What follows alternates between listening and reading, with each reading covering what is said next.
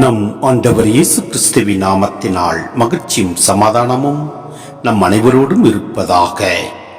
எசாயா 55 1-6 முடிய. தாகமாயிருப்பவர்களே, நீங்கள் அனைவரும் நீர்நிலைகளுக்கு வாருங்கள். கையில் பணம் இல்லாதவர்களே, நீங்களும் வாருங்கள். தானியத்தை வாங்கி உண்ணுங்கள், வாருங்கள். காசு பணமின்றி திராட்சரசமும் பாலும் வாங்குங்கள். உணவாக இல்லாத ஒன்றிற்காக நீங்கள் ஏன் பணத்தை செலவிடுகிறீர்கள்? நிறைவு தராத ஒன்றிற்காய் ஏன் உங்கள் உழைப்பை வீணாக்குகிறீர்கள்? எனக்கு கவனமாய் செவி கொடுங்கள், நல் உணவை உண்ணுங்கள், கொழுத்ததை உண்டு மகிழுங்கள். எனக்கு செவி கொடுங்கள், என்னிடம் வாருங்கள், கேளுங்கள், அப்பொழுது நீங்கள் வாழ்வடைவீர்கள். நான் உங்களுடன் ஓர் என்றுமுள்ள உடன்படிக்கை செய்து கொள்வேன். தாவீதுக்கு நான் காட்டிய மாறாத பேரன்பை உங்களுக்கும் காட்டுவேன்.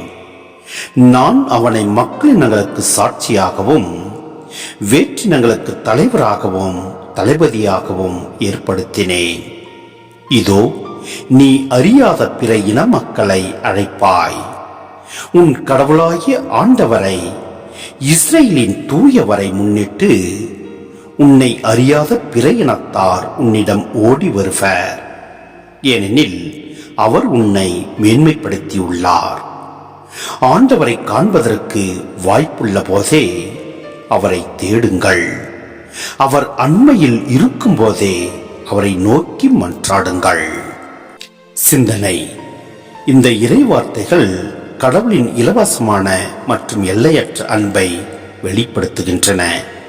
ஆன்மீக தாகமும் பாவத்தால் வெறுமையடைந்த உள்ளமும் கொண்ட அனைவரையும் கடவுள் தனது அருளுக்கு அழைக்கின்றார்.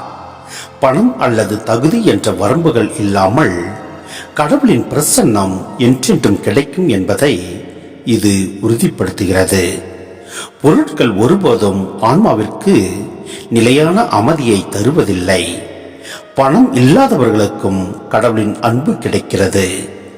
ஆன்மீக உணவான கடவுளின் வார்த்தையின் பிரசன்னமும் எவ்வித விலையுமின்றி நமக்கு அளிக்கப்படுகின்றன.